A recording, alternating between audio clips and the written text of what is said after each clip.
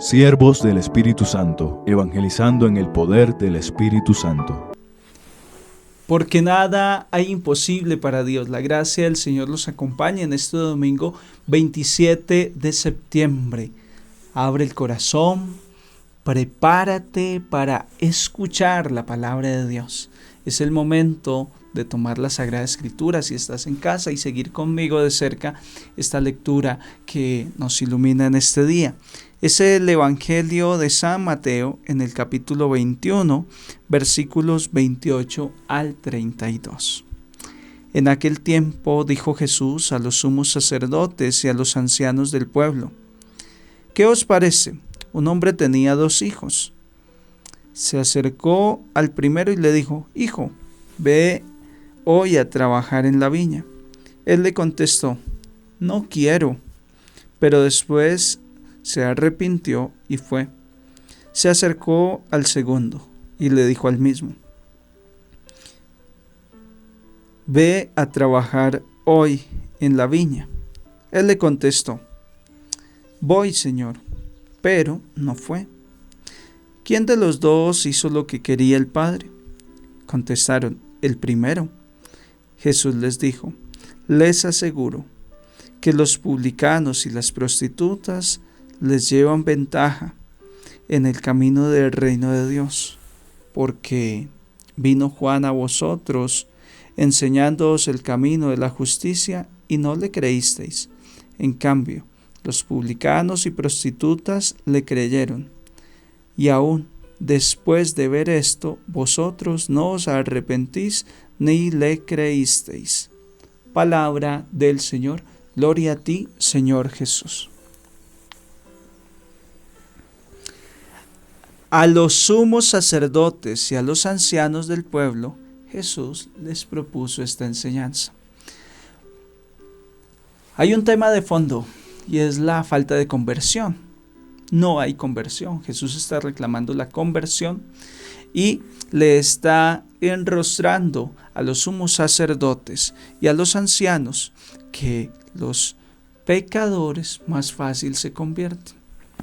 Aquí la reflexión ha de ser: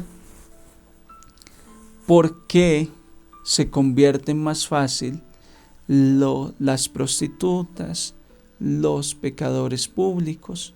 Porque llevan ventaja sobre los sacerdotes, sobre los letrados, sobre la gente que conoce más de Dios, que se la pasa en el templo y que conoce mucho de la Escritura. ¿Cuál es la situación? Hermanos, sencillo. El publicano, es decir, el pecador público, la prostituta, es gente que no pone en duda de que son pecadores. No lo ponen en duda. Están convencidos de que son grandes pecadores y que ese pecado no está bien. Por otro lado, están los sacerdotes, están los escribas, está la gente de mucha fe, la gente de mucha iglesia. ¿Qué pasa con ellos? ¿Por qué les cuesta la conversión?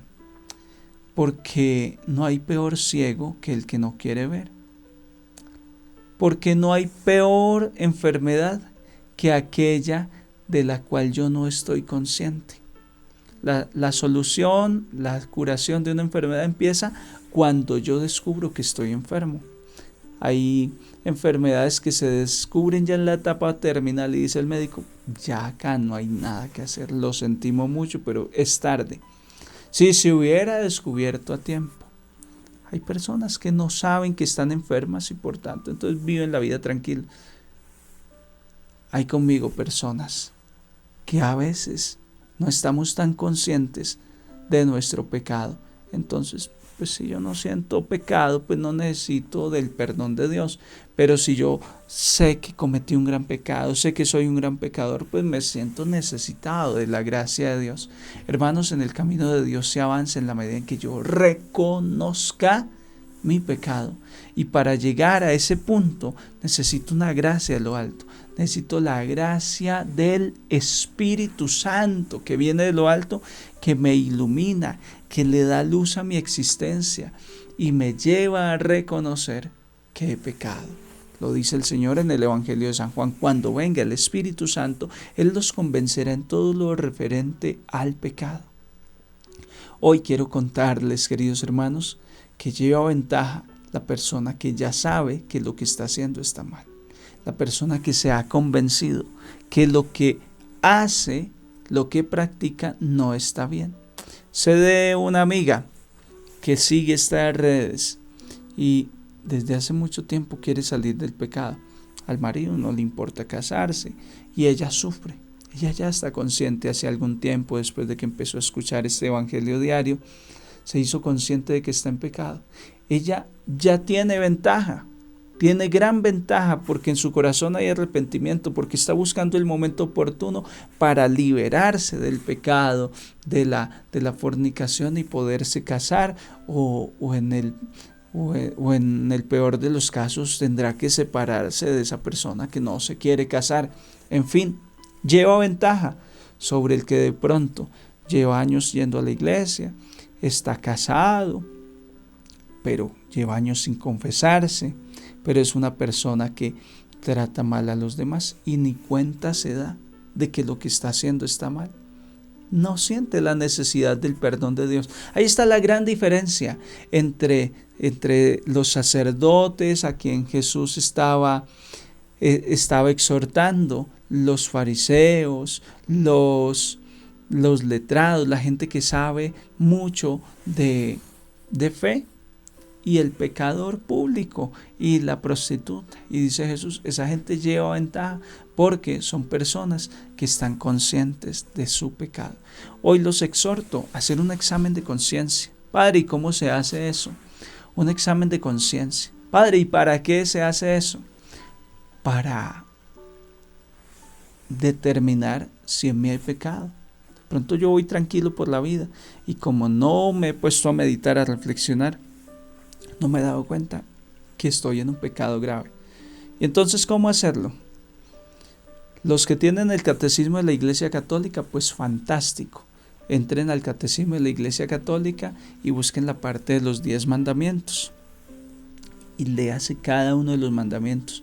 ¿Qué significa amar a Dios sobre todas las cosas? ¿Qué significa honrar a padre y madre? ¿Qué significa no matar? Y cuando ya usted se estudia los 10 mandamientos, los mandamientos es como encender una luz, una lámpara en medio de la oscuridad. Pone al descubierto lo que no está en su lugar. Eso hace la luz del Espíritu Santo, eso hacen los 10 mandamientos. Me dan claridad en qué he fallado. Me hacen caer en cuenta que yo nunca he tomado una pistola para dispararle a alguien, pero lo he matado con la lengua, con el pensamiento. Y ahí sucesivamente, entonces voy haciendo mi examen de conciencia. También revisar los 5 mandamientos de la iglesia. La iglesia tiene 5 mandamientos, ¿te lo sabes? 5 mandamientos de la iglesia, padre, ¿qué es eso? Bueno, tarea, le voy a dejar la inquietud. Búsquese los 5 mandamientos de la iglesia. Los que no tienen el catecismo, pues entonces vayan al internet. 10 mandamientos de la ley de Dios, 5 mandamientos de la iglesia.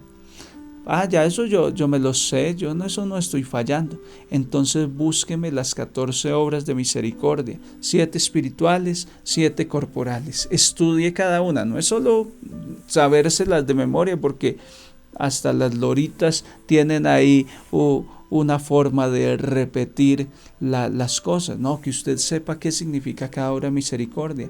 A ver si usted y yo no hemos faltado por omisión, porque dejamos de hacer la obra de misericordia que podíamos practicar. Entonces, a la luz de los 10 mandamientos de la ley de Dios, los 5 mandamientos de la iglesia y las 14 obras de misericordia, empiece a estudiar y a ver y a ir anotando en qué usted ha fallado. Y le aseguro que van a salir muchas cosas y no se va a sentir usted tan bueno como hasta el momento antes de hacerlo. Y eso lo va a mover a decir, uy, Dios mío, estoy en pecado.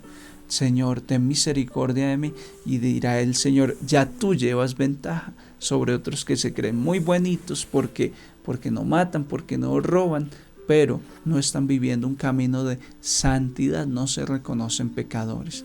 La primera condición para alcanzar el perdón de Dios, y es una condición indispensable a la hora de la gente ir a confesarse, es que reconozca su pecado, que vaya arrepentido. Pues queridos hermanos, que la gracia del Señor los acompañe hoy y siempre, y ahí les dejo esa tareita.